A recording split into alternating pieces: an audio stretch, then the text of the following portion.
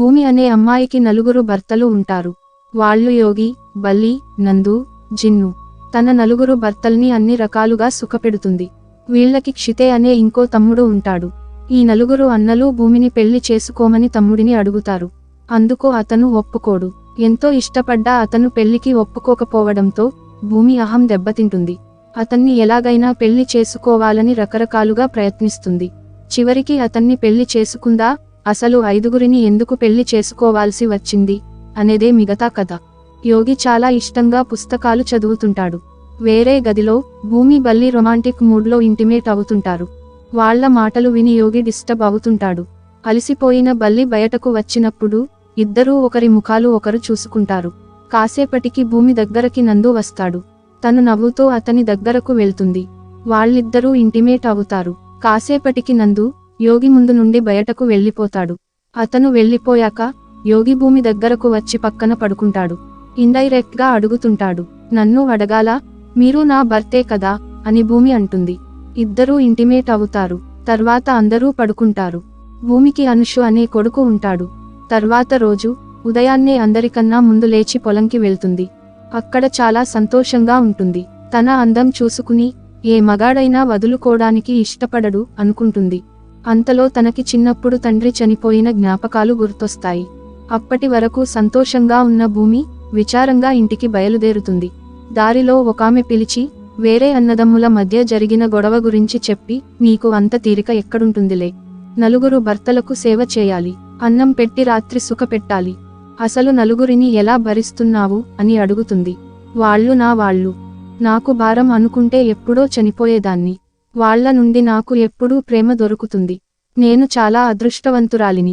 ఇప్పటి వరకు నలుగురు, ఇప్పుడు 5వాడు వస్తున్నాడు అని చెప్పి నవ్వుకుంటూ వెళ్ళిపోతుంది భూమి. తను ఇంటికి వచ్చేసరికి యోగి తన తమ్ముడు జిన్నుని పిలిపించి మంచి ముహూర్తం ఎప్పుడో కనుక్కురమ్మని పంపిస్తాడు. చెప్పిన పని సరిగా చేయలేదని యోగి జిన్నుని తిడతాడు. అన్న తిట్టాడని జిన్ను అలిగి వెళ్ళిపోతాడు. భూమి జిన్ను దగ్గరికొచ్చి సర్ది చెప్పి వెళ్ళిపోతుంది. ఆ రోజు అందరికన్నా చిన్నోడు క్షితే వస్తుండటంతో భూమి స్నానం చేసి అతని కోసం రెడీ అవుతోంది. అంతలో క్షితే ఇంటికొస్తాడు. వదిన కోసం తెచ్చిన వస్తువుల్ని చూపిస్తున్నప్పుడు తను నీకు ఇక వదిన కాదు, ఇప్పటి నుండి నీకు భార్య అవుతుంది అని జిన్ను అంటాడు. నాకు ఈ పెళ్లి ఇష్టం లేదు అని క్షితే అనేస్తాడు.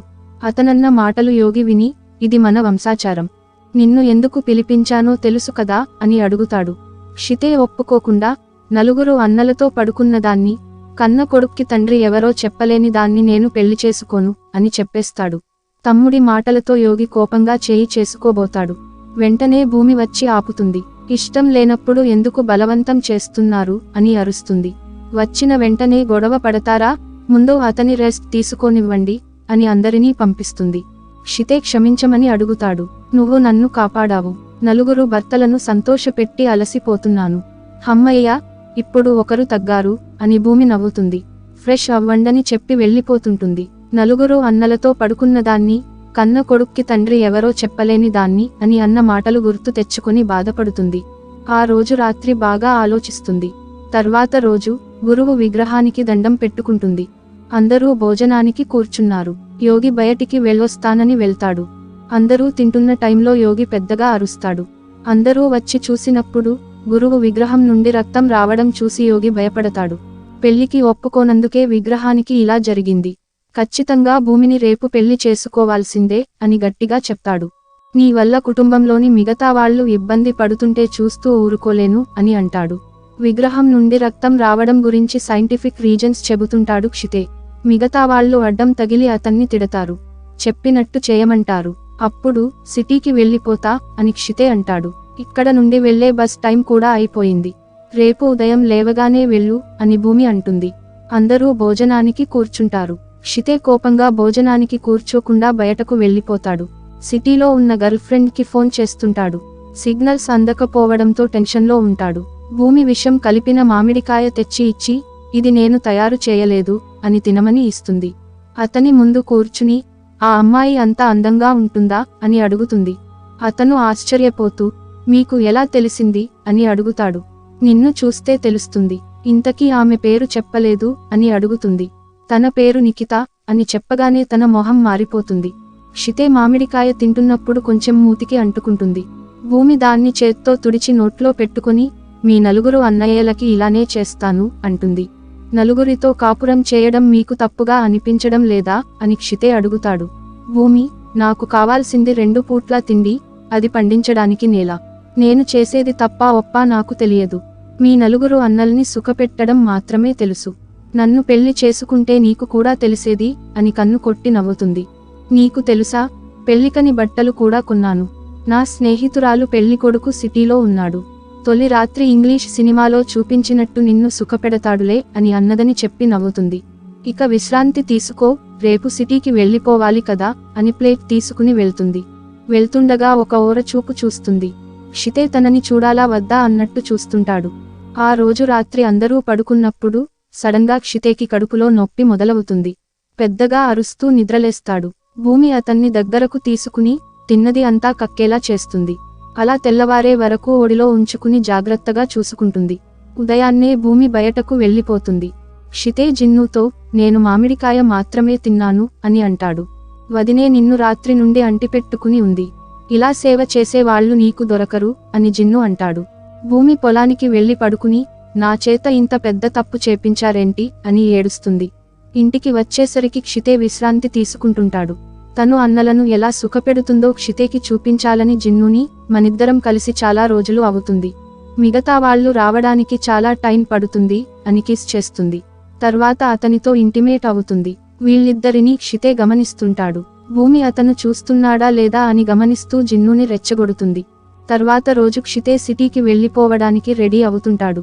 ఎలానో వెళ్ళిపోతున్నావు కదా అని అతన్ని ఒక ప్లేస్కి తీసుకెళ్తుంది భూమి. క్షితే తనని ఫాలో అవుతూ చాలా దూరం వెళ్తాడు. భూమి క్షితే చిన్నప్పుడు ఆడుకున్న ప్లేస్కి తీసుకెళ్తుంది. ఆ ప్లేస్ చూసి అతనికి చిన్ననాటి జ్ఞాపకాలు గుర్తొస్తాయి. అవన్నీ గుర్తు చేసుకుని చాలా సంతోషంగా ఉంటాడు. భూమి అక్కడున్న నేరేడు పళ్ళు తీసుకుని అతని షర్ట్కి పూస్తుంది. ఇద్దరూ దగ్గరై కిస్ చేసుకుంటారు. వీళ్లు నిలబడ్డ పొలం కోర్టు కేసులో ఉండడంతో కొంతమంది ఒకతన్ని తీసుకువచ్చి చంపుతుంటారు.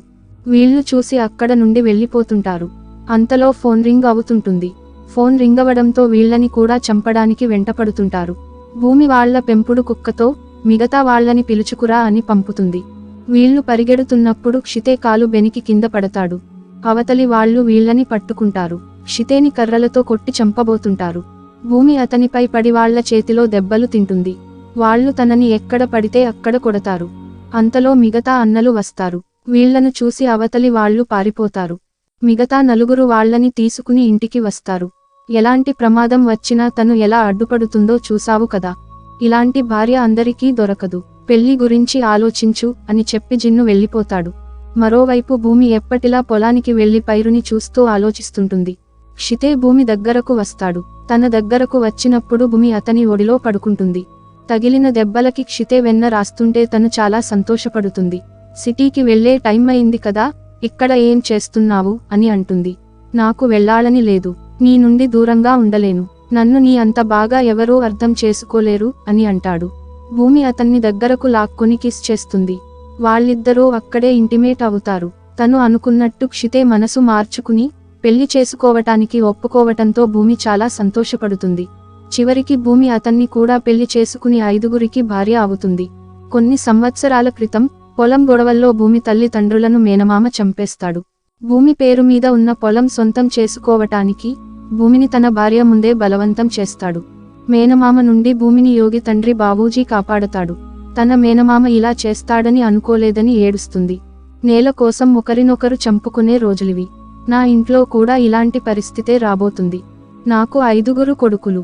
ఇప్పుడు అందరూ కలిసే పనిచేసుకుంటున్నారు.